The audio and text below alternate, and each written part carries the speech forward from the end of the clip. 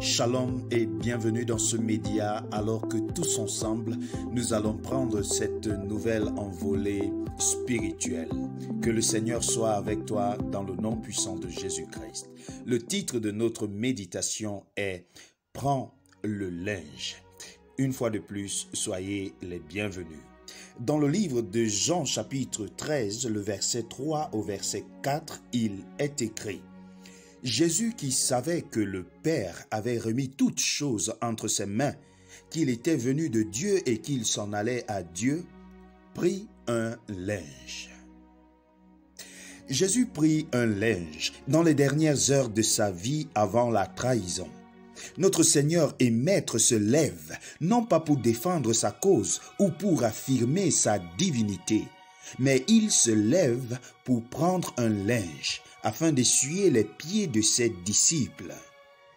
La Bible seule peut présenter des tableaux d'un sens aussi profond. Elle seule peut faire ressortir de tels contrastes. Ce linge symbolise le service pour les autres. Ce linge symbolise la besogne la plus humble. Le voici dans les mains bénies de celui à qui le Père a remis toutes choses. La plénitude de la divinité est en Jésus-Christ, et cependant, il s'apprête à laver les pieds de ses disciples. Et quels disciples? Le possesseur des cieux et de la terre, à qui toute autorité est donnée, au lieu de se faire valoir et de faire valoir sa puissance, s'abaisse jusque-là. Alors la question pour toi ce matin est celle de savoir: vos mains qui, à l'occasion, manient l'épée de l'esprit, savent-elles aussi prendre un linge? Est-ce que ces mains que tu as, qui savent manier la Bible et prêcher la parole de Dieu avec vigueur, est-ce que ces mains savent aussi prendre un linge pour servir les autres en toute humilité? Ces mains qui te servent à feuilleter et à étudier la Bible, à élaborer des sujets théologiques d'une complexité sans pareille, dis-moi, est-ce que ces mains te servent parfois à servir les autres?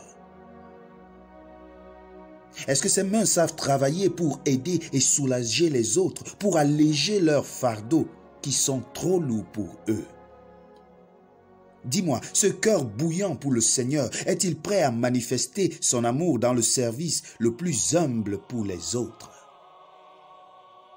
Oh, vous désirez sincèrement pour employer les termes de la parabole de Luc chapitre 15, vous désirez chercher les âmes en allumant une chandelle pour balayer la maison avec soin jusqu'à ce que la drachme perdue soit trouvée. Mais la question est celle de savoir: savez-vous prendre le balai chez vous pour vaquer aux soins du ménage? Bien que vous sachiez que le Père vous a tout donné en vous donnant le Christ, êtes-vous un disciple de celui qu'on appelait le fils du charpentier? Si oui, je vous mets au défi ce jour de le prouver et de le prouver par votre vie.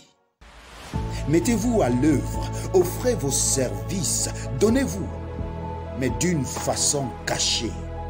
Prenez le linge sans faire trop de bruit, sans murmurer. Servez les disciples sans attirer l'attention sur vous.